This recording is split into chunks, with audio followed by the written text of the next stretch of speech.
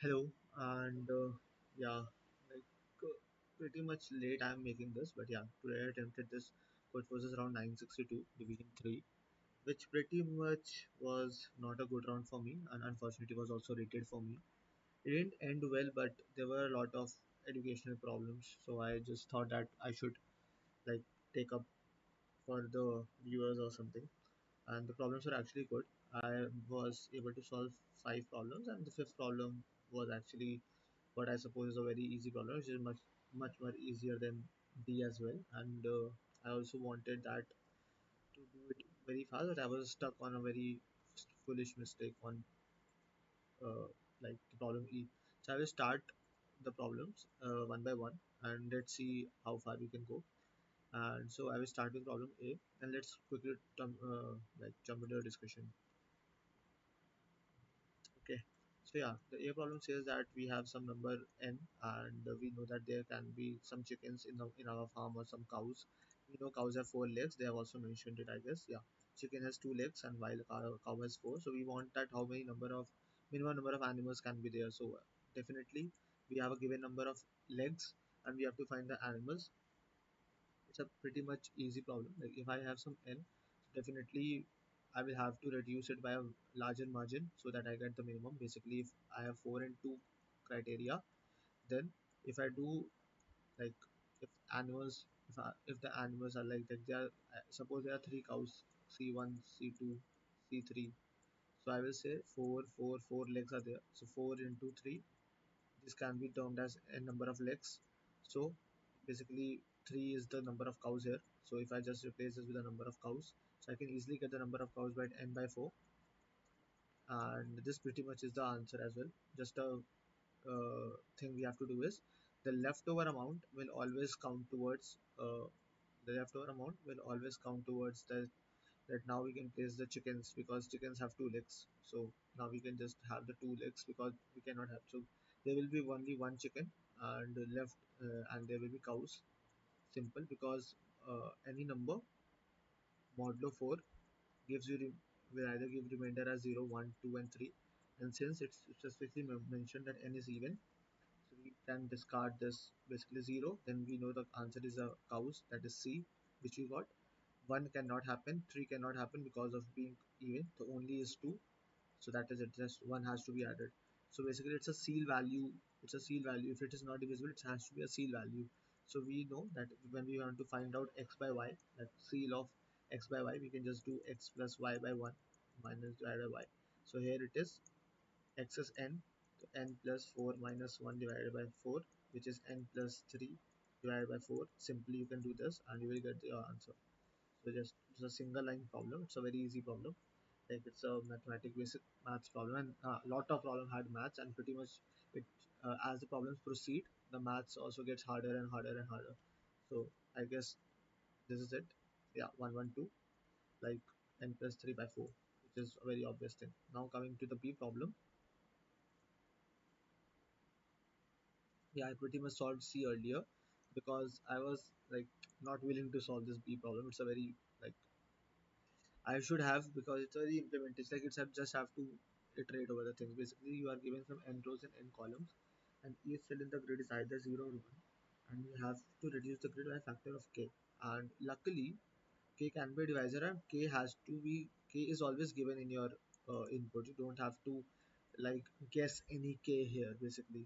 So that's the thing that you should have not missed here. Like Tina reduces a factor by k, so k is already given to you. So basically it's pretty much easy that you have to reduce by a factor of k, and whenever you reduce by some factor, basically if you just see this here, he has reduced it by a factor of 3. So what he has done is he has taken squares of 3, and 3 is ultimately the divisor of n as well. Here n is 6, so 6 by 6 की grid है, and 6 का divisor है 3, and उस 3 से जब reduce किया तो उसने 3 के size के grid लिए. So basically जब वो k से reduce करेगा तो जब वो के sizes के grid लेंगे, खत्म. मतलब the problem is over basically. You just have to iterate over it. So what I did, I just went one step ahead. I didn't want to get the limits and all. So what I did is I just found this factor n by k, like कितना जाना पड़ेगा k के size से जाने से अच्छा कितना मेरे को कहाँ तक जाना है, मैं डायरेक्ट निकाल लिया. And then वो values print कर दो, and it is always guaranteed that every cell in the same block has the same value. It's just basic printing of thing and nothing else. It just means that you can iterate over plus equal to k. So pretty much very easy problem. Like I don't know why I'd wasting my time. So we can come to problem number C, that I can show you the implementation there. It's not even implementation, just an input. Output you can also change this to like n, and it can change it to k because it's always a factor. So it will not out of bounds, never go out of bounds. And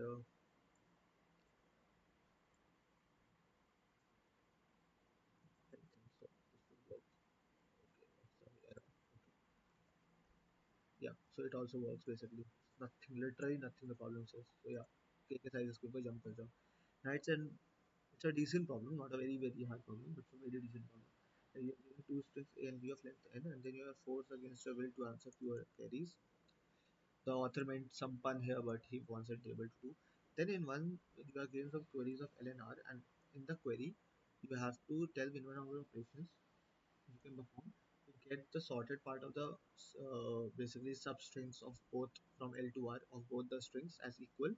substrings को equal बनाना है दोनों की string में, और कितनी substring लेनी है वो L से R तक की. उनको इक्वल बनाने के लिए तुम एक ऑपरेशन में हम क्या कर सकते हैं, we can change the character, any character with any character, basically basically change change accounts to one operation. So it's pretty much easy as well. Like for example, if my string has this some weird characters like A, B, C, D, and then it has A, Z, Z, B, B, C, C, D, E, E. This is my A string, and then this is my B string, like C, C, D, E. Then it is Z, Z, E, E, F, F, F, and F, and then some X, X, X. So if I want my if one of the query is from L to R, one of the queries from L to R, I wanted to find, and suppose L is here and R is here. So in the string B, I have this substring, and in the string A, I have this substring, and I have to make it, this is C by the way.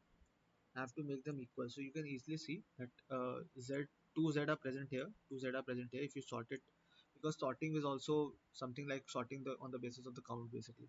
Because after sorting, all the same characters will come together, and sorting in increasing order is like there can be only 26 characters, and that is the main crux of this problem. 26 characters ही हो सकता है. तो ZZ same है, BB और EE है. तो BB is not present here, and also we can only do operation on string A. It was explicitly mentioned. So हम इसको हटा के यहाँ पे इससे EE से replace कर देते हैं, and then हमारा ये भी पूरा हो गया. Then we have 4 Fs, but we have 2 Cs and 2 A. तो हम इसको भी replace कर देंगे किससे, F से. सो बेसिकली हमने 4 5 6 करेक्टर्स एक्सप्रेस किया, रिप्लेस किया. तो यहाँ पे इस सबस्ट्रिंग को सॉर्टेड ऑर्डर में इक्वल बनाने के लिए we had 6 operations. Okay, that is it. So इसको ओ ऑफ कांस्टेंट टाइम में कैसे आंसर करना है, because queries can be till 1 5 I guess, या queries can be till 1 5. So constant time में हर एक क्वेरी को आंसर करना है. There are many queries basically, L to R आता रहेगा आता रहेगा आता रहेगा. सो कैसे करना है, सो बेसिकली हम कांस्टेंट टाइम में बेसिकली O ऑफ 26 टाइम में हम आंसर कर सकते हैं हर एक क्वेरी को. क्यों, कैसे, if you see that when you are operating on a substring and order does not matter, sort कर दिया किसी चीज को तो मतलब एक तुमने एक नए ऑर्डर में चले गए, तुम एक नया ऑर्डर अचीव कर लिया. जब एक नया ऑर्डर अचीव कर लिया, बेसिकली पुराना ऑर्डर मैटर नहीं करता. अगर पुराना ऑर्डर मैटर नहीं करता तो मैं चीज़ों को बॉयल डाउन कर सकता हूँ अपने हाथ में लेकर बेसिकली. तो बेसिकली अब मुझे सिर्फ 2600 कैरेक्टर्स हैं जो कि उस सबस्ट्रिंग में अकर करेंगे, उनसे मतलब है, उनके ऑर्डर से मतलब नहीं है. Are you getting my point? If there are some characters in this substring, I'm only concerned with what the characters are, what is the count of that characters, and like that is all. I'm not considering or not concerned about which character comes before or after a particular character or not. So हम इसको इसको हटा देंगे basically. अब हमें क्या करना है, हमें एक सबस्ट्रिंग में बेसिकली ये फाइंड आउट करना है सबसे पहले कि हमारे एक कैरेक्टर की काउंट कितनी है, जो कि यहाँ पे एक ए में है एंड एक बी स्ट्रिंग में है फ्रॉम L to R. सो इसको फाइंड आउट करने का सिंपल एक तरीका होता है. बेसिकली तरीका क्या है, should be known to you. Basically count चाहिए हमें, right. Basically count of integers in a subarray अगर तुम्हें चाहिए होता है एक पर्टिकुलर इंटीजर का. मान लो वो इंटीजर में फिक्स कर देता हूँ, यहाँ पे फिक्स नहीं है बट अगर मैं फिक्स करता हूँ तो बेसिकली तुम क्या करोगे, तुम उसका काउंट निकाल लोगे एंड यू कैन इजीली से कि जो प्रीफिक्स ऑफ आर में काउंट आएगा माइनस जो prefix of L minus one में काउंट आएगा, बेसिकली वही काउंट होगा, क्योंकि अगर हर एक नंबर के अगर मेरे पास A1 A2 A3 ऐसे कर करके an है और मैं कहता हूँ a ऑफ i जहाँ इक्वल टू x है, वो मुझे चाहिए काउंट हर एक सब एरे L2R में। तो बेसिकली मैं क्या करूँगा, I can just replace with zero zero, अगर वो x के बराबर है a ऑफ i तो उसको 1 से रिप्लेस कर दूंगा, 0 0 0 0 0, ठीक है। तो अगर मैं इसका प्रीफिक्स सम लूँ, इसका प्रीफिक्स सम लूँ, तो basically this prefix sum is equal to count only, क्योंकि यहाँ तक मान लो काउंट 2 है, ठीक है। और मैं पूछता हूँ कि इस सब एरे में काउंट कितना है, तो मैं अगर इसका काउंट इसके L-1 से माइनस कर दूंगा तो यहाँ तक काउंट 2 है, यहाँ तक काउंट 1 है, तो ये मुझे आराम से दे देगा कि यहाँ पे काउंट 1 है। Basically prefix of R minus prefix of L-1, and this only I have to do for all the characters here. यहाँ पे नंबर तो फिक्स नहीं हो सकते, क्योंकि नंबर यूजुअली 1 ही 5 तक जाते हैं या 1 ही 9 तक जाते हैं। We can not do that because उससे स्पेस चली जाएगी। बट कैरेक्टर्स फिक्स होते हैं, कैरेक्टर्स कैन बी 26 और ऊपर से lower case English Latin characters 26, we have to only concern about the 26 characters. तो बेसिकली अगर हम रफ आइडिया लें तो हमारा रफ आइडिया क्या बनेगा कि माई prefix till ith index of some character will be equal to prefix count till the ith character of that same character plus if अगर मेरा स्ट्रिंग है s of i, अगर मेरा s of i equal to वो particular character है, और यही मुझे करना है ch a से लेकर z तक, बेसिकली 26 कैरेक्टर से मुझे करना है। That is it. अगर मुझे पास ये आ जाता है तो आई कैन easily गेट कि l से r के बीच में हर एक कैरेक्टर का काउंट क्या होगा। ये अगर मुझे पता चल गया तो मुझे पता चल गया मुझे किसको चेंज करना है और किसको किसके बराबर बनाना है। That is it. सो अगर ये पार्ट पे हम कॉन्सेंट्रेट करें, ये पार्ट पे कॉन्सेंट्रेट करें तो you can easily see, I will just zoom it,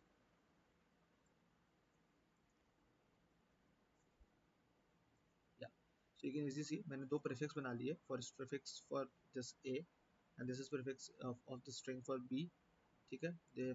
ये फॉर a है एंड ये फॉर b है, okay. And then when I have created it, I've just done that the prefix of ij is equal to prefix of I minus 1 plus if s of I minus 1 equal to ये इसलिए किया क्योंकि मुझे l और r को minus नहीं करना था। l minus minus r minus minus को अवॉइड करने के लिए मैंने n प्लस कर दिया। बेसिकली जीरोथ करेक्टर का जो काउंट है वो मैं फर्स्ट करेक्टर पे रख रहा हूँ ताकि मैं 1 से n की इंडेक्सिंग मेंटेन कर पाऊँ। That is it. So similarly मैंने यहाँ पे भी कर दिया, like this is for string b, तो मैं स्ट्रिंग a और स्ट्रिंग b को यहाँ पे s और t में इनपुट लेता हूँ हमेशा। That is it. और फिर when I am on L और आर, देन मैं 26 तक जाऊंगा और मुझे x और y will give the count of each character. Basically हर एक कैरेक्टर पे at ith index this is equal to ith character which is indeed equal to a plus ith character which is equal to, like कौन सा character है, basically कौन सा character है। a plus i का मतलब होता है कि अगर मान लो i 0 है तो वो a कैरेक्टर है, i 2 है तो वो c कैरेक्टर है, a प्लस 2 बेसिकली एग्जाम्पल के तौर पे अगर लेना है तो a प्लस 2 अगर मैं करता हूँ तो वो c मिलता है मेरे को, क्योंकि स्काई वैल्यूज ऐड हो जाती है। That is it. मतलब और तो कुछ किया नहीं मैंने यहाँ पे। तो मुझे हर करेक्टर का काउंट मिल गया। अब मुझे जब हर करेक्टर का काउंट मिल गया तो now the greedy part comes है कि अगर हमें कांस्टेंट टाइम में एल से आर का कट्टा छिट्टा मिल चुका है, लाइक आई मतलब आई नो, बट लाइक अगर हमें यही पता चल गया कि एल से आर में क्या हो रहा है तो हम इजीली बता सकते हैं कि एल से आर में कैसे होगा। If you are getting my point, तो एल से आर में ए स्ट्रिंग में और बी स्ट्रिंग में मुझे पता चल गया कि कौन सा कैरेक्टर कितनी बार अगर कर रहा है, क्योंकि मुझे जब मैं सॉर्ट कर रहा हूँ ना तो ऑर्डर मैटर नहीं कर रहा। अब एक नया ऑर्डर मेंटेन कर दिया मैंने, तो और नया ऑर्डर में तो मैं ऐसे ही कर सकता हूँ कि ए कितनी बार आया मैं वो लिख दूँ, बी कितनी बार आया वो लिख दूँ, क्योंकि सॉर्टेड ऑर्डर तो हमेशा वही रहेगा। That is it. तो क्यों ना ए ही बी से डील किया जाए इंस्टेड ऑफ कि करेक्टर कहाँ पे कैसे प्रेजेंट थे, ये सब डील नहीं करना, ठीक है। तो एल से आर में अगर मेरे पास करेक्टर का काउंट पता चल गया हर एक करेक्टर का कि ए कितनी बार आ रहा है सी ऑफ ए, बी कितनी बार आ रहा है सी ऑफ बी, तो मैं बता सकता हूँ कैसे मैं चेंज करूँगा। सपोजिटली सपोजिटली अगर मैं यहाँ पे मेरे पास करेक्टर है 2 ए है फिर 2 बी है, सिमिलरली 4 सी है, ठीक है। यहाँ पे मेरे पास 3 डी है और 3 ई है, ठीक है। या ऐसा कह लो आपकी 4 4 8 है ना, तो और 2 एफ है, ठीक। तो अब मुझे कितने या ऐसा कह सकते हो आप, 2 C है, देन 1 2 3 4 5 6 7 8, ठीक है। ठीक, अब यहाँ पे देखो आप, ठीक, तो मैं जब काउंट करूंगा कि ए यहाँ पे है बट ए यहाँ पे नहीं है, ठीक है, तो बेसिकली मुझे क्या करना है कि मुझे ये देखना है कि मुझे ए में चेंज करना है। तो अगर कोई करेक्टर ए में है और बी में नहीं है, ठीक है, तो मुझे इसको हटाना पड़ेगा। And it is always guaranteed कि करेक्टर हट रहे होंगे और बढ़ रहे होंगे तो वो सिमिलर चीज दे रहे होंगे हमेशा। इट इज ऑलवेज गारंटी, मैं फिर से रिपीट कर रहा हूँ, जब करेक्टर्स आर बीइंग एडेड और reduce, they will also give a similar count always, क्योंकि तुम जितना यहाँ से हटाओगे तुम्हें उतने ही करेक्टर किसी और चीज के ऐड करने पड़ेंगे, या 2 करेक्टर्स को हटाने के बराबर ऐड करने पड़ेंगे। तो इससे क्या समझ आता है कि अगर मान लो यहाँ पे काउंट y है, यहाँ पे काउंट बेसिकली मुझे बी वाले बनाने में चेंजेस ए में कर सकता हूँ। तो मान लो जैसे डी 3 बार प्रेजेंट था ए में, मतलब बी में, वाई, ठीक है, अगर वो 3 बार प्रेजेंट था, ठीक है, तो डी अब यहाँ पे कितना है, मान लो डी यहाँ पे ऐसा, अगर कोई नया करेक्टर मैं बनाना चाहूँ, अगर डी यहाँ पे 2 बार होता तो यहाँ पे 3 बार था, तो मुझे डिफरेंस आता 1 का। तो मुझे ये 1 करेक्टर कहीं से इसमें कहीं ना कहीं एक करेक्टर को डी बनाना पड़ेगा, ताकि मुझे सिर्फ इसको सेटिस्फाई करना है, चेंजेस मुझे ए में करना है, ठीक है। अब मैं सी पे गया, सी यहाँ पे 2 है, यहाँ पे 4 है, ठीक है, तो मैं इसको छोड़ सकता हूँ, क्यों, क्योंकि मुझे पता है आगे अगर किसी की रिक्वायरमेंट आएगी तो मैं उसमें वो काउंट कर ही रहूंगा। बेसिकली जैसे एक ए 3 चाहिए यहाँ पे, ठीक है, बट ए यहाँ पे एक भी नहीं है, तो मुझे वो 3 ए बनाने पड़ेंगे। तो वो 3 + 3 6 ऑपरेशंस एक्चुअली इक्वल है डिफरेंस के, जब मुझे सिर्फ बी में बनाना है। ये कर सकते हैं हम, या हम सबका काउंट निकाल सकते हैं और डिवाइड बाई 2 कर सकते हैं, बिकॉज जितना तुम बढ़ाओगे उतना ही घटाओगे, इसलिए हम डिवाइड बाई 2 कर रहे हैं।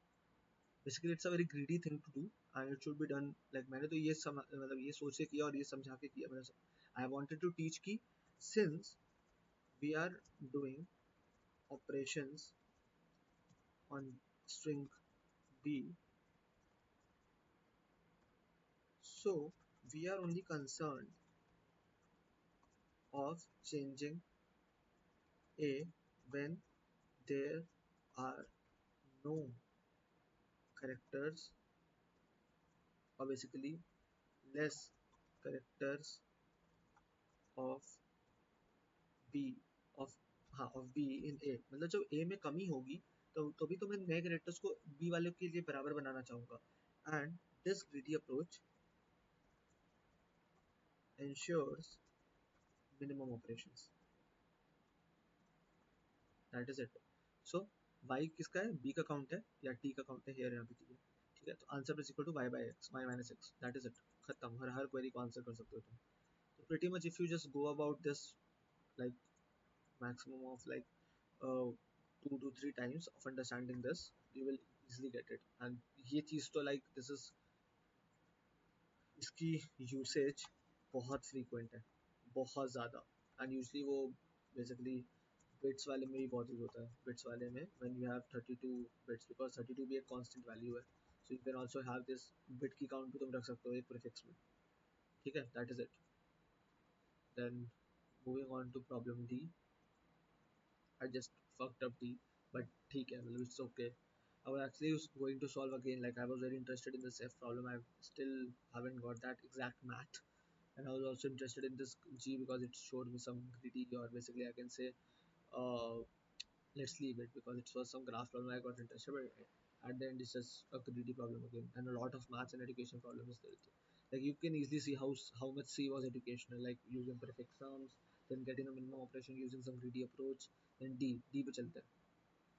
तो डी ने एक मैथमेटिकल इक्वेशन दे दी और बोला कि तुमको बताना है कि काउंट क्या होना चाहिए, बेसिकली कितने number of A B C तुम ले सकते हो। तो अगर मेरे पास ए बी सी लेने हैं मुझे ट्रिपलेट्स, मुझे कुछ एन और एक्स पता है, और मुझे एक इनइक्वालिटी दी हुई है कि A B plus B C plus C A should be less than I guess या less than equal to N, and A plus B plus C is less than equal to X. So if you see very carefully that from this I can easily infer, like try to infer it with me, कि इसका brute force क्या होगा। इसका brute force ये होगा कि तुम for a चलो कहाँ तक, minimum of n और x चल सकते हो, basically क्यों, क्योंकि ए क्या चीज़ है, अगर A plus B plus C less then x है, ये मेंटेन करना है मुझे ये दोनों, यू कैन इजली से कि A B less then x होगा, नॉर्मल नॉर्मल इनइक्वालिटी मैथ्स। तो मुझे पता है मैं अगर ए पे इटरेट कर रहा हूँ, मुझे कितने यूनिक ए चाहिए, वन से लेकर वन से लेकर एन तक चाहिए, मैं ये अभी ब्रूट फोर्स देख रहा हूँ। फिर मुझे कितने बी चाहिए, मुझे कितने बी चाहिए, ऑफ कोर्स वन से एन तक। But if you just C from here, if you just C from here, like मैं बी को भी फिक्स कर सकता हूँ कैसे, मैं पूरे वन से एन के जाने की बजाय, तो अगर देखो यहाँ से मैं बोल सकता हूँ हर एक टर्म जो होगा वो लेस देन एन होगा, तो a into B less than equal to N होगा। लाइक ये तो इन्फ्रेंस है बेसिकली यहाँ से डायरेक्ट, तो मैं कह सकता हूँ कि जो b होगा वो हमेशा लेस देन होगा n बाई ए से, बोल सकता हूँ ना। तो मैं यहाँ पे ये लिख सकता हूँ बेसिकली कि जो b होगा मेरा, ठीक है, वो वन से लेकर n बाई ए तक जाएगा। ऑल्सो, हाँ ऑल्सो एक और क्या बात है, अगर तुम यहाँ से एक और चीज इन्फर करो, a प्लस बी भी तो हमेशा लेस देन एक्स होगा, तो मैं यहाँ पे ये भी लिख सकता हूँ कि जो b होगा हमेशा x माइनस एक से भी लेस देन होगा, ठीक। तो b यहाँ तक जा रहा होगा हमेशा, मतलब यूनिक बीस चाहिए ना मेरे को। अब जब मेरे पास ये आ गया बेसिकली, तो तुम देख सकते हो अब मैं c पे जाऊंगा, अगर मैं c पे जाऊँ तो c मुझे फाइंड आउट करना है, तो मैं वो c फाइंड आउट कर सकता हूँ कि जो दोनों को सेटिस्फाई कर रहा है। अगर मैंने a और b फिक्स कर दिया, तो अब मैं a और b फिक्स करके इसमें और इसमें डाल देता हूँ, ठीक है। तो क्या आया, a into B plus B into C plus C into A is less than equal to N. A भी फिक्स है तो ए इंटू बी की वैल्यू पता होगी मुझे। फिर यहाँ पे सी कॉमन लिया, B plus C, B plus C कह रहा हूँ, B plus A less than equal to N, and यहाँ पे a इंटू बी, राइट। तो c is less than equal to, since n is always positive और ये भी पॉजिटिव है, तो we can take that without any changing of sign, n divided by b plus a, और basically I would say n minus a into B divide by a plus b, right. ये होगी मेरी equation number one. अब यहाँ से a plus B plus also less, और यहाँ पे भी a और b फिक्स है, तो a plus b plus c less than equal to x है। So I can say C is always less than equal to x minus a plus b। ये question number two हो गई मेरी, ठीक है, right. अब मान लो मैं वन से चालू करता हूँ और यहाँ तक जाता हूँ, बेसिकली एक यहाँ पे है टू, एक वन इक्वेशन के लिमिट तक जाते हैं टू लिमिट तक। तो आपके हिसाब से like according to you what should be the answer, like where should I stop. Basically अगर सी यहाँ से भी लेस है एंड सी यहाँ से भी लेस है, तो इन दोनों क्वांटिटीज का जो मिनिमम होगा, सी हमेशा वही आंसर होगा, क्योंकि यार एक टाइम के बाद तो वो इसको सेटिस्फाई कर रहा था, इसको नहीं करेगा ना, और करवाना दोनों को है। यहाँ पे लिखा था दोनों सेटिस्फाई करनी चाहिए, तो अगर वो इसको सेटिस्फाई कर रहा है इसको नहीं कर रहा है, तो दोनों को करवाना है, राइट। तो अगर दोनों को करवाना है, तो जो भी इनका मिनिमम होगा वहां तक आंसर चाहिए मुझे, राइट। तो अगर मैं वैल्यूज को C1 डिनोट कर दूं और इसको C2, तो मुझे पता है वन से लेकर कहाँ तक आंसर होंगे, और C has to be greater than one, ये भी पता है मेरे को, ये भी पता है। तो C ग्रेटर देन वन है, C less than n minus a into B divide by a plus B है, C ग्रेटर देन वन है and C less than equal to a x minus a plus B है, ठीक। तो इन दोनों की value निकाल लूँ मैं, तो मैं क्या लिख सकता हूँ, C ग्रेटर देन वन है and C less than equal to minimum of n minus A B divide by a plus B, comma A B, और I would say x minus a plus B, ठीक। तो C कितने सारे हैं, मैं O of one में निकाल सकता हूँ, ठीक। And the only equation which I told you was कि A और B भी तो less than equal to n थे बेसिकली, क्योंकि A B plus B C plus C अगर less than equal to N है, तो ए बी भी तो हमेशा less than equal to N होगा। तो जब मैं बी पे इटरेट करूंगा तो एन बाई ए तक ही जाना है मुझे हर बार। तो बेसिकली अगर तुम ध्यान से देखो, हर एक ए के लिए बी एन बाई ए तक ही जा सकता है मैक्सिमम, क्योंकि N by A is much much smaller than, अगर मैं यहाँ से ए प्लस बी एक्स भी करता हूँ, तो जो बी है वो एक्स माइनस ए तक ही जा सकता है, तो N by is much much smaller than X by A. तो इससे क्या समझ आता है, हम एक्चुअली में देखा जाए एक नंबर के फैक्टर तक जा रहे हैं। जब मैं 1 पे हूँ तो मैं एन बाई 1 तक जाऊँगा, जब मैं 2 पे हूँ तो एन बाई 2 तक जाऊँगा, जब मैं 3 पे हूँ तो एन बाई 3 तक जा रहा हूँ, और साथ में ये भी मेंटेन कर रहा हूँ तो ये भी हेल्प करेगा। तो अगर ध्यान से देखो इसकी टाइम कॉम्प्लेक्सिटी कितनी आएगी, if you are somewhat familiar with basically counting of C, like C of Eratosthenes, then उसमें भी ऐसे चलते हैं हम n/2 तक जाते हैं। फिर बस वो उसमें प्राइम्स होता है, इसमें तुम हर नंबर पे जा रहे होगे बस, लेकिन दिक्कत नहीं आएगी। क्यों? क्योंकि दो लिमिट है, x माइनस ए वाली भी लिमिट है, ठीक। एंड दूसरा 1/2 1/3 इसका सम बहुत कम आता है, सम log of आता है। तो it's like n log of अगर a n तक जा रहा है तो it is log of n into log of something n, I will say. तो बहुत कम कॉम्प्लेक्सिटी होती है। तो this is what you have to do, like simply maths को पुट कर दो इसमें, ठीक है। So what you have to do, you I is my A, I go to the limit, limit is my X, X because N तक भी नहीं जाना, A is always less than equal to X, ये भी लिखा हुआ था, क्योंकि अगर A plus B plus C less than equal to X है और बी और सी जीरो हो जाता है, 1 हो जाता है, पहले बार तो जीरो नहीं होगा, अगर मान लो 1 हो जाता है तो वर्स्ट केस में भी A is less than equal to X minus 2, but still I can go for limit x. Then what are the two conditions here? j अगर 1 है, b है बेसिकली ये, तो j into y should be less than equal to n basically, क्योंकि वो simple चीज जो लिखी थी वही मैंने इटरेट कर दी, a into b should be less than equal to n, ठीक। And i plus j should be less than equal to x, a plus b plus c में a plus b should also be less than equal to x, x minus c होना चाहिए, but क्योंकि हमें c नहीं पता है तो हम इसकी अपर लिमिट ले लेंगे, c को 1 मान लो या 0 ही मान लो, क्या फर्क पड़ता है।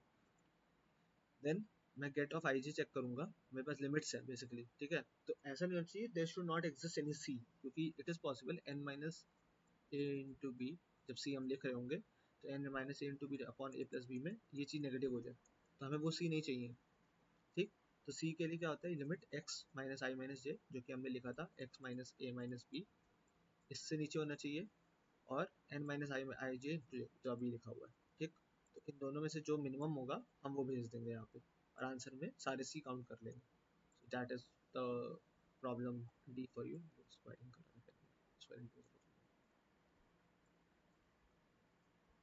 That is problem D for you. Now, like moving on to interesting problem. Interesting problem E, like it's not even interesting for me. Like at the first sight of this problem also was like I will be able to solve it, because either I have seen a problem like this, or I can, like I'm able to solve problems like Savaris. I was just very comprehensive or basically overwhelmed by that sub-array of sub-arrays thing. Like I thought some very good maths is required, but no, a very foolish maths was required. So yeah, let's open problem E. Like I can also open the solution here. Okay, yeah. So problem E says that you are given a binary string of length n, and for each pair of integers, you have to count the number of pairs x and y, since the amount of 0 equals to the amount of 1 in the substring. Okay, let's solve and let's find out basically the sub problem, and try to understand the problems out the sum of counts over all possible sub arrays modulo 1 in n plus 7 lr, because जब भी हमें दिया होता है ना L और are के pairs पे तुम्हें सब कुछ फाइंड आउट करना है, तो एल और आर के पेयर्स इनडायरेक्टली सिग्निफाई करते हैं कि तुम्हें सारे सब एरेस के ऊपर काउंट करना है। Anyways, if you have, yeah, so if you have this like what it says is कि एक substring है, like basically एक string है, basically binary string है of course, मान लो एक string है 0011 की। So if you carefully see that number of pair of integers, अगर मैं बोलूँ कि इस सब array में क्या होंगे, like L और R, अगर मैं ये fix कर दूँ L और R यहाँ पे, तो इस सब array में मुझे x और y find out करने हैं। I want to find out the number of pairs x and y such that the amount of 0 equals to the amount of इतना in the substring x y, ठीक है। तो अगर इसमें ऐसे कौन कौन से एक्स और वाई कैसे कैसे सबस्ट्रिंग्स होंगे, सिर्फ और सिर्फ जो मैं यही कंसिडर कर रहा हूँ जिसमें इक्वल होगा, तो पहला तुम सबस्ट्रिंग ये देख सकते हो 0 1, दूसरा सबस्ट्रिंग ये देख सकते हो 0 0 1 1, ठीक है, राइट। तो इसके एल और आर के लिए मेरा आंसर 2 है। ऐसे ही हर एल और आर के लिए मुझे आंसर बताना है और सम करना है। तो बेसिकली मुझे क्या करना है, अगर मैं मैथ्स में लिखना चाहूँ, summation of L equal to 1 till n summation of R equal to you can say L plus one, क्योंकि 0 1 का काउंट इक्वल करना है टिल एन। एंड यहाँ पे क्या फाउंड आउट करना है, number of X and Y, right. F of A, मान लो मुझे F of S of L से एस ऑफ आर में कोई चीज़ निकालनी है बेसिकली, ठीक है। एफ ऑफ एस से मतलब basically F of S of L S of R तक कोई चीज़ निकालनी है। तो what is this S of L and S of R? I can define F of S of L S of R equal to number of pairs और number of, basically अगर ये एक एरे है फ्रॉम एल टू आर, तो I want to find number of pairs of integer X and Y such that X is less than equal to R and also X is less than equal to Y. अगर less than equal to Y आ गया ना एक बार, और तुम्हें फिर maintain करना है कि amount of zero equal to amount of one in the substring X and Y. तो बेसिकली सब एरे के अंदर की सब एरे की बात हो रही है, एक सब एरे लिया बेसिकली, और उसके अंदर उसको एक एरे कंसिडर करके अब उसके अंदर जो सब एरेज होंगी उनकी बात कर रहे हैं। तो बेसिकली इस एल और आर में हमें फाइंड आउट करना है सब arrays such that number of zeros, basically s of l of r is equal to count of sub arrays where number of zeros equal to number of ones। And ये जो चीज़ है, this is a very classic problem, कि अगर मुझे number of सब arrays found out करनी है किसी एरे में जहाँ पे count of zero equal count of one होता है, तो बेसिकली हम कैसे फाइंड आउट कर सकते हैं? ये तो बहुत चीज़ सिंपल है, लाइक यू कैन, मतलब you can just do GFG like count of सब arrays such that count of zeros equal to count of ones, counter सब एरेज विद इक्वल, ये तो बहुत सिंपल चीज़ है, ठीक है।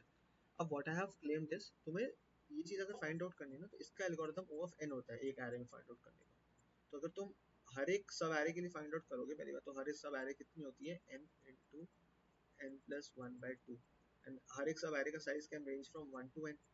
इनडायरेक्टली तुम इटरेट करोगे subarrays of size one, then subarrays of size two, then करते करते थ्री, तो वर्स्ट केस में तुम एन तक जा रहे होगे, ठीक है। तो N into N plus one by two सारी सब एरेज होती हैं, इंटू हर सब एरे को करने के लिए तुम्हें एन तो लग ही रहा होगा टाइम, तो प्लस एन कर दो, हाँ प्लस ही आएगा, हर एक सब एरे को सॉल्व करने में टाइम एन लग रहा है। हर एक सब एरे को सॉल्व करने में हर एक सब एरे के, हाँ इंटू होगा वैसे, ठीक, इंटू होगा। तो अगर मैं ब्रूट फोर्स तरीके से जाऊंगा तो इसमें O of N square into N, क्योंकि अगर मैं N into N plus one by two को बॉइल डाउन कर दूँ एन स्क्वायर में, और इंटू एन हो रहा है हर एक सब एरे के लिए, तो एन क्यूब तक जा सकते हैं। जबकि जो हमारे कंस्ट्रेंट्स हैं यहाँ पे वो ये है कि वन ही टू ही फाइव हो सकती है स्ट्रिंग पे, ये तो बिल्कुल नहीं पॉसिबल है, ठीक है। ऊपर से सम भी बड़ा होगा तो वन नाइन प्लस सेवन करना, तो हम इसको कैसे कर सकते हैं? तो हम कब कहाँ जाएंगे, हम जाएंगे कॉन्ट्रीब्यूशन टेक्निक में। मतलब यूजली मैं इसको एलिमेंट्स पे यूज करता हूँ, बट आज हम सब एरेज पे यूज करेंगे, ठीक। देखते हैं, लेट्स सपोज एक एलिमेंट वन है, मतलब एक एलिमेंट यहाँ पे बहुत सारे एलिमेंट्स हैं, X X X X then one है, then X X X X X, या ऐसे कर सकते हो तुम, वन है देन एक्स एक्स एक्स, तीन एक्स यहाँ पे एक्स एक्स, ये एक एरे की बात कर रहा हूँ मैं यहाँ पे, ठीक है। तो if I want to ask you कि जो वन है वो इस एरे की कितनी सब एरेज में आएगा, तो जो सवारीज यहाँ से बन रही होंगी और जो सवारीज यहाँ से बन रही होंगी उतना में तो नहीं आएगा, राइट। कितनी सवारीज में आएगा, राइट। तो अगर हम देखना शुरू करें कितनी सवारी में आएगा, तो एक पूरी वाली सवारी में आएगा। देन अगर सिर्फ आगे वाले एलिमेंट्स की पे ध्यान दें तो वो पूरी वाली सवारी पे आएगा, आगे वाले एलिमेंट्स पे ध्यान दो, पूरी सवारी को मत ले, तो एक ही वाली यहाँ तक आएगा, सिर्फ जब वन लास्ट एलिमेंट होगा, फिर एक यहाँ से आएगा, फिर एक यहाँ से आ जाएगा, ठीक है, वन आ जाएगा। देन और कौन सा वायर है, अपने आप में भी आ रहा होगा एक बार, ठीक है, वो कौन सा वायर है। देन आगे वाले के लिए यहाँ तक जा सकते हो तुम, देन यहाँ तक जा सकते हो तुम, देन यहाँ से जा सकते हो तुम, ठीक है। तो अगर तुम ऐसे बॉइल डाउन करो,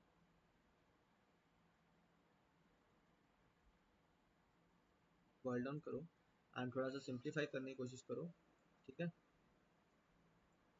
ठीक है। तो मान लो ये एक एरे है, अब थोड़ा सा छोटा कर दिया, चार एलिमेंट्स की एरे है, तो वन कितने सब एरे में आएगा, इफ यू जस्ट काउंट, मैं अगर लिखना चाहूँ एक्स वन एक सब एरे में, एक्स वन, अगर मैं इसको एक्स वन एक्स टू और एक्स थ्री कर दूँ, तो कितनी सब एरेज में आ रहा होगा, X one one X one one X two, then it will come in x1 1 x2 and x3, then it will, जब एक एलिमेंट को यूज कर लिया तुमने, अब क्या होगा, 1 x2 1 x2 x3 एक एक करके यूज कर रहा हूँ मैं। देन और किसी में आएगा? नहीं आएगा बेसिकली, ठीक है। और में नहीं आएगा क्योंकि तुम वन को जंप कर जाओगे, तो वन से लेकर पीछे तक जा रहे थे। तो ये कितनी आई? एक दो तीन चार पाँच, पाँच और एक बेसिकली वन अकेला, तो 6 सब एरेज में आया बेसिकली। अब यहाँ पे अगर मेरे पास x1 x2 1 x3 x4 होता, तो अब कितने सब एरे में वन आ रहा होगा?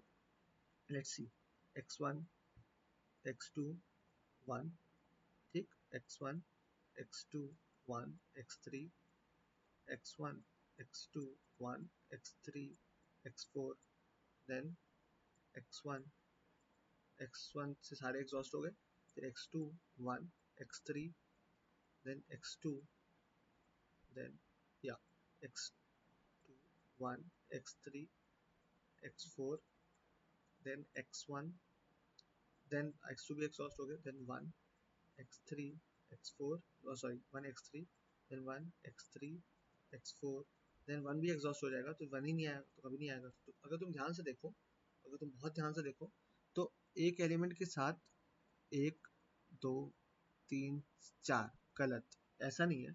एक एलिमेंट के साथ ऐसे सब एरेस बन रही, मतलब अगर मेरे पास ये वन है, ठीक है, तो इसके जो आगे वाले एलिमेंट्स है ना, वो मुझे इंक्लूड करके मेरे जितने भी मेरे से पीछे वाले एलिमेंट्स हैं सबके साथ एक एक बार बनाएंगे।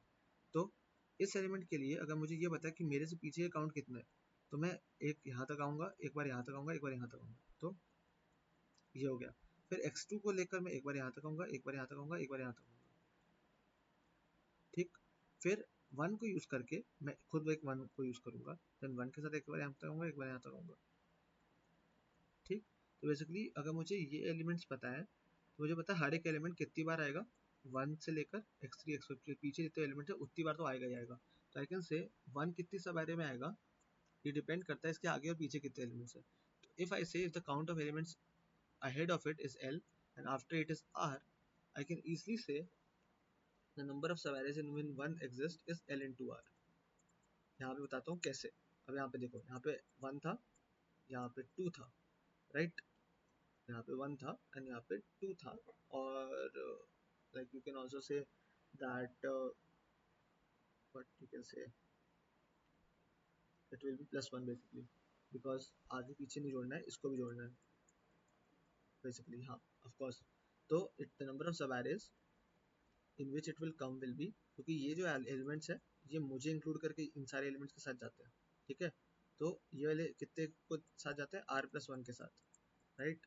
और ये एलिमेंट्स हैं कितने मेरे आगे? एल प्लस वन, ये वाला एलिमेंट तो आएगा, तो एल प्लस वन इतनी सब एरेस में आता है। तो यहाँ पे वन आया, यहाँ पे एल आया, आर आया too, right. If you just see to it very carefully that L कितना आया, आर कितना आया, राइट।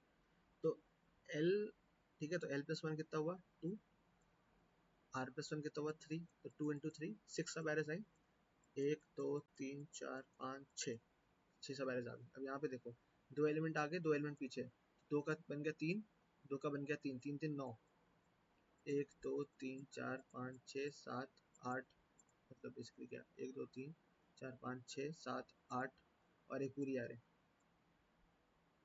एक मिनट, हाँ या सही तो है, एक पूरी आ रही, सही है ना। एक एलिमेंट एक बार मिस कर दिया ना तुमने, ये वाला मिस कर दिया, x1 और 1 वाला, ठीक है, तो 9 आ गई।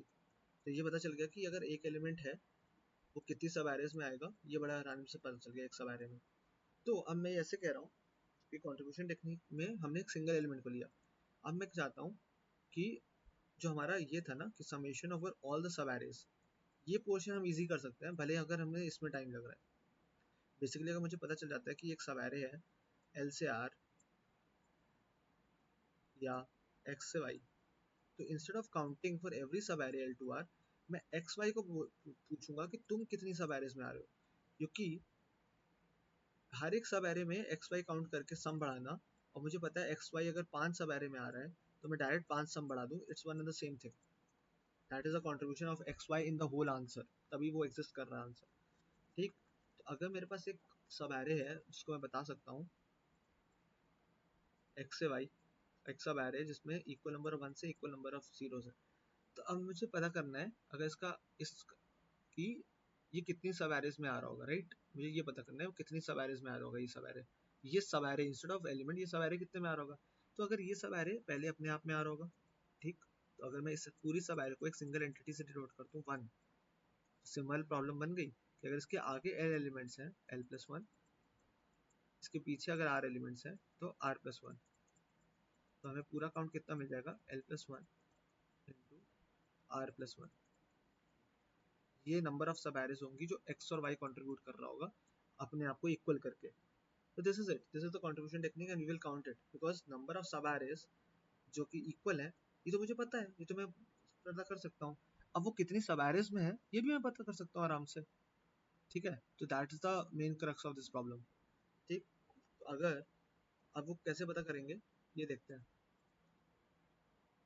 कि मान लो इन द प्रॉब्लम और if you have read that GFG article, जब हम सब एरेज पता करते हैं ना कि how to count the number of सब arrays with sum equal to basically sum equal to zero, basically क्योंकि जीरो को -1 से रिप्लेस कर देते हैं एंड वंस को 1 से रिप्लेस कर देते हैं, तो we need to find out the number of सब एरेज जिसमें सम जीरो हो जाएगा। तो वो एक्चुअली वो सब एरेज हो जाएंगी यहाँ पे नंबर ऑफ वंस और नंबर ऑफ जीरोस इक्वल हो जाएंगे। सम इक्वल होने का मतलब वही तो हुआ कि अगर मैं जीरो -1 और 1 से डिनोट कर रहा हूँ तो सम इक्वल होगा, सम जीरो होगा, तो मतलब काउंट इक्वल हो गया, ठीक।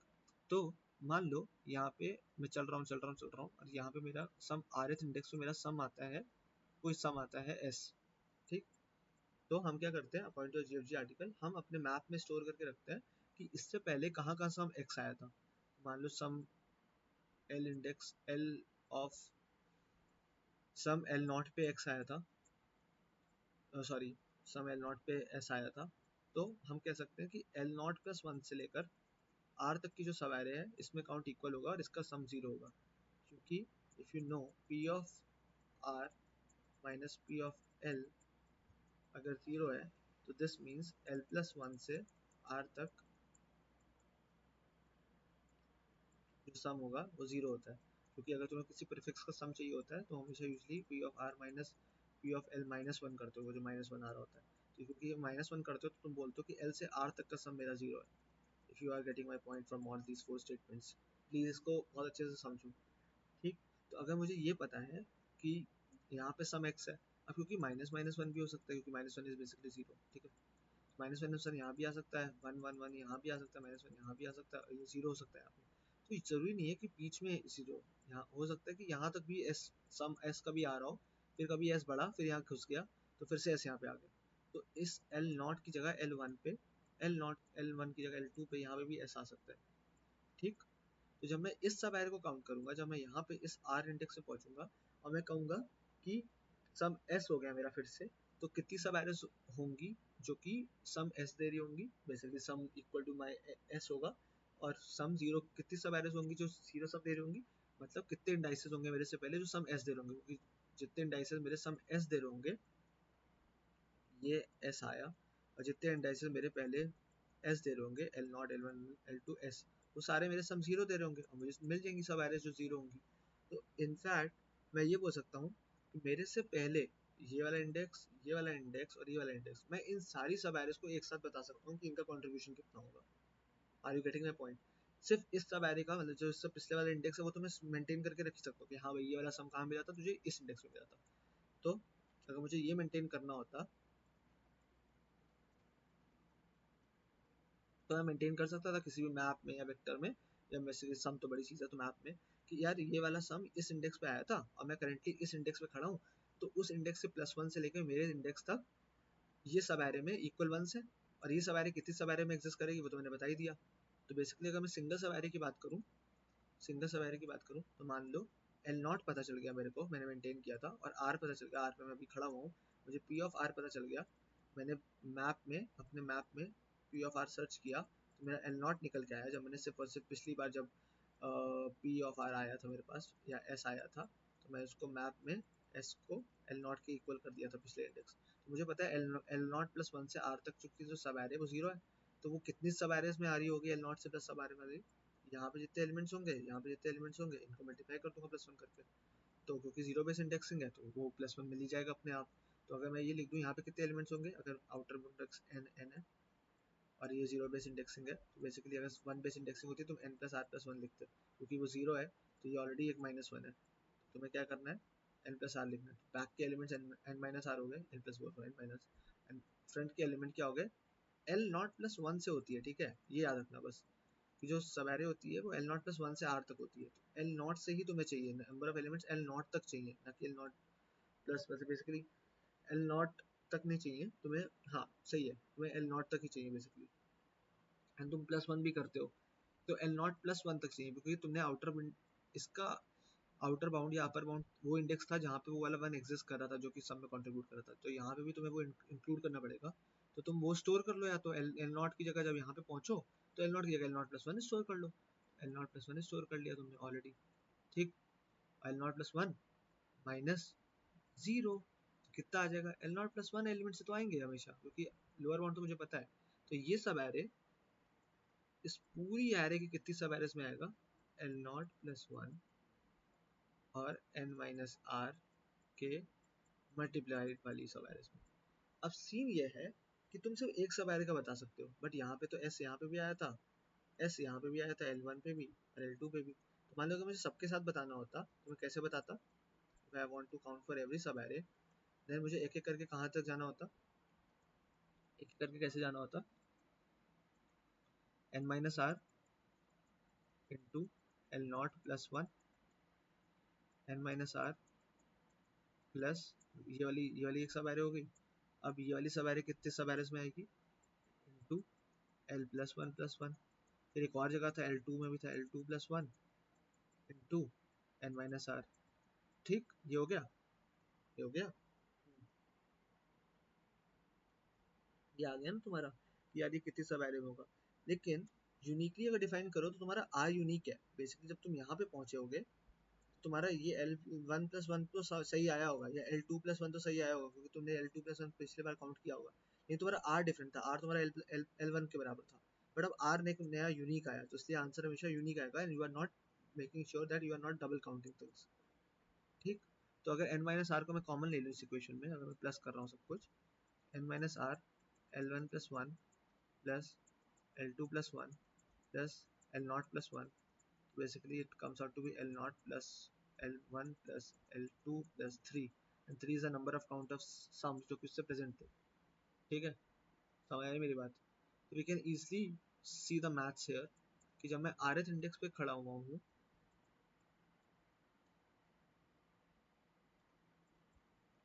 we can easily see the maths कि जब मैं rth index पे खड़ा हुआ हूँ, तो what I have to do is I have to found कि मैप में यहाँ तक का सम ऑलरेडी ये सम में स्टोर कर सकता हूँ ना यार, एल नॉट पे एल वन और एल टू, जब एल नॉट पे था तो L one L two active थे, तो यहाँ पे क्यों ना मैं इसका सम स्टोर कर लूँ, और जब एल वन पे था तो एल टू का सम स्टोर कर लूँ, मतलब बेसिकली एल टू का जो सम आ रहा था ऑलरेडी उसमें एल वन को घुसेड़ दूँ, और जब एल नॉट पे था तो एल वन और एल टू को जहाँ घुसेड़ा था वहीं पे उसको भी घुसेड़ दूँ, तो मैं तीनों को एक साथ घुसेड़ सकता हूँ और एक ही स्टेप में सारी सब एरेस को काउंट कर सकता हूँ, तो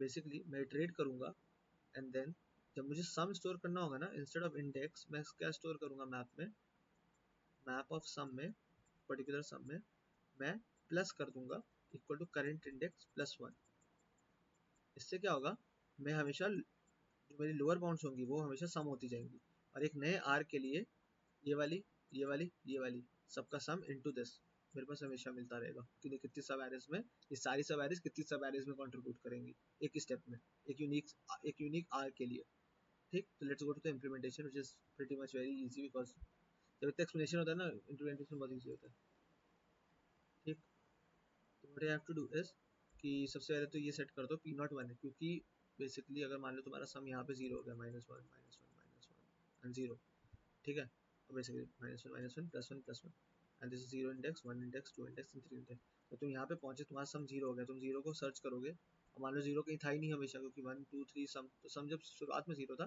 तुमने ऑलरेडी वन इंडेक्स दे दिया, क्यों, क्योंकि एल प्लस हमेशा वन करते थे ना, तो जीरो के लिए तो माइनस वन है, या ऐसे बाहर आ जाएगा, ठीक है, तो जीरो के लिए एल प्लस, क्योंकि ये कितनी सवारी, ये वाली सवारी कितनी सवारी में होगा, ये होगा एन माइनस आर, और जीरो तो हो नहीं सकता यहाँ पे, तो वन तो आना ही पड़ेगा एल प्लस वन में, तो one into N minus R sub arrays में ये वाली सब एरे होगी, तो वो वन के लिए मुझे जीरो को वन सेट करना पड़ेगा, तो P of one zero equal to बहुत ईजी होता है, अगर तुम नॉर्मली वो काउंट करते हो सब एरे, तो तुम इसको ये कर देते हो बस, तो उसकी जगह मैंने इंडेक्स ही दे दिया, ठीक, एंड देन सम में कैसे काउंट कर रहा हूँ, रनिंग सम, बेसिकली एक रनिंग सम काउंट करूंगा मैं, instead of storing things. Running sum क्या हो जाएगा मेरा,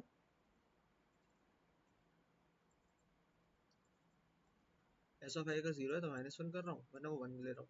फिर अब मैं जिस इंडेक्स पे हूँ वहाँ का मुझे पीछे के कितने एलिमेंट्स है वो पता है,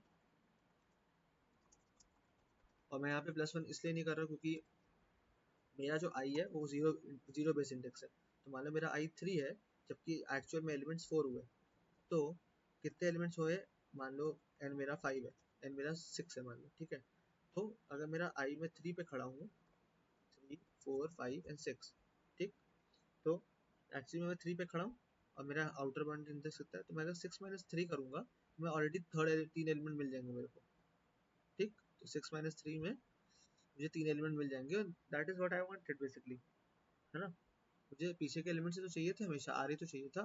तो instead of doing n - r+1, क्योंकि अगर मैं 4 पे होता बेसिकली और 6 होता मेरा, तो मुझे पता था मेरा, है ना, बेसिकली क्या होगा कि मुझे 6 - 3 से मुझे r+1 मिल जाएगा बेसिकली, क्योंकि आउटर बाउंड इंडेक्स तो 5 जीरो बेस इंडेक्स नहीं था ही। तो इंस्टेड ऑफ डूइंग दिस मैंने डायरेक्टली 6 - 3 किया, तो वो मुझे हमेशा क्या देगा, r+1 ही देगा, ठीक। एंड देन ये रनिंग सम आ गया मेरे पास, और मेरे पास r आ गया, पीछे के एलिमेंट्स। अब आगे के समेशन चाहिए मेरे को, आगे का समेशन क्या होगा, ये स्टेप मैं तो सिर्फ कैलकुलेट कर रहा हूँ मैं, ये तो कैलकुलेशन है बस, कितना कंट्रीब्यूशन है आंसर में, और उसमें मॉड की जरूरत थी तो मॉड लगा दिया, मॉड की स्निपेट है मेरे पास, ठीक है। और then P of running sum, क्या क्या स्टोर कर रहे हैं हम, ऐड कर रहे हैं जो पहले कितने बाउंड्स आ चुके थे, क्योंकि जो बाउंड है वो actually number of elements depict कर रहा है जो कि उसके लेफ्ट में है, तो it is pretty much easy. +2 क्यों किया, क्योंकि l+1 तो ऑलरेडी हमें चाहिए था, मैंने मतलब क्या बोला था तुमको अभी यहाँ पे, कि जब l0 से तुम निकालते हो बेसिकली, l0 से r तक का जो तुम्हें सफर पता है, p ऑफ, अगर p of r minus p of l तुम्हारे सम के बराबर है, तो विच एक्चुअली मीन्स, अगर जीरो के बराबर है, तो दिस मीन्स कि l+1 से r का जो सम था वो जीरो था, इंक्लूडिंग l+1 एंड r, तुम l को इंक्लूड नहीं कर रहे होते, तो एक +1 यहाँ से आया। दूसरा +1 क्या था कि जो नंबर ऑफ एलिमेंट्स थे वो उसमें +1 करने थे, तो वहाँ से +1, एक वहाँ से +1, तो i+2 मैं हर बार कैलकुलेट करता चलूंगा, जो ये कैलकुलेट होगा, ये जो बाउंड्स आएंगे ये कैलकुलेट होता जाएगा, that is it, that is it. मतलब एक बहुत ही सिंपल और मैथमेटिकल, बहुत मैथ्स है इसमें, लेकिन ठीक है, it's not that hard. And summation भी दे सकते हो, it's just what I have told, I have done, ठीक। मैप मेंटेन किया, मैप बिकॉज सम की वैल्यू तुम्हारी बाउंड से ऊपर जाएगी, 1 जा सकती थी, तो इसलिए तुम मैप ही चाहिए तुम्हें सम के लिए। फिर सम कैलकुलेट किया, सम में मॉड नहीं लगाया बिकॉज सम एन से ऊपर नहीं जाएगा, -1 और 1 ही कर रहे हो तो वर्स्ट केस में एन जाएगा। देन आउटर पीछे के एलिमेंट्स, देन आंसर में ऐड, देन जो अभी का करंट सम आया उसकी डिटेल्स, क्योंकि अभी में अगर मैंने पहले से आई ऐड कर दिया तो बेसिकली मैं आर में खड़ा होकर r+2 ऐड कर रहा हूँ, जो कि गलत है, क्योंकि अगर मैं आर में हूँ तो मैं आर वाला का कोई सब एरे ही नहीं बनता, क्योंकि सब एरे कभी ना कभी यहाँ से आया होगा, इक्वल नंबर के लिए, इक्वल नंबर के लिए मिनिमम डिफरेंस 1 तो आया ही होगा ना, क्योंकि 0 1 इज द स्मॉलेस्ट सब एरे जिसमें इक्वल 0 1 है, और एक्चुअली सिंगल लेंथ सब एरेज भी होती हैं, तो तुम ऐसे भी गेस कर सकते हो जिसमें इक्वल लेंथ है, तो हाँ 1 लेंथ भी आ सकती है, लेकिन ठीक है, अभी कहना चाहिए हमें पिछला ही सही होता है हमेशा, मतलब this is a conventional thing, अगर तुमने जीएफजी वाला आर्टिकल ये वाला पढ़ा होगा, ठीक है। That is it, maybe I was helpful explaining the problems as far as my knowledge और ability is concern, and then मैंने इसको मॉड कर दिया एंड एन एक्सेप्टेड सॉल्यूशन, बस लेट कर दिया, वो एफ के चक्कर में हो गया। I hope you like this editorial. After a very very very long time I attempted this contest, and net बहुत गंदा चल रहा था, जो सीधा अनाउंसमेंट, बहुत लॉन्ग क्यूज थे एंड समझ नहीं आ रहा था, तो बहुत घबराहट भी हुई थी क्योंकि 10 मिनट पेनल्टी होती है इसमें, ठीक है। And I hope I was able to help. If you have any doubts, like any concerns, you can comment down. You can also comment down any of the weirdest to weirdest questions of job, tech related, DSA related, like everything and anything basically, because अभी तो पता नहीं क्या क्या कर रहा हूँ मैं, ठीक है। And like I will definitely attempt this bomb problem, I was able to do it basically, not fully, but a lot of maths, I thought of a lot of maths कि उसको इंसर्ट कर देता हूँ, दूसरे elements के साथ ले लेता हूँ, but it was all when, तो टाइम अप हो गया था। It's a pretty good problem, a lot of maths is involved in this, ठीक है। As it was a pretty much decent contest, let's see what this what it fares basically. I think a lot of time is left and a lot of hacks are going on. Hack तो नहीं होना चाहिए, लोगों का ई hack हो रहा है basically अपने। चलिए, पता नहीं, देखते हैं, लेट्स सी कैसा रिजल्ट रहता है। बाकी bye and take care of yourself, see you at the next contest.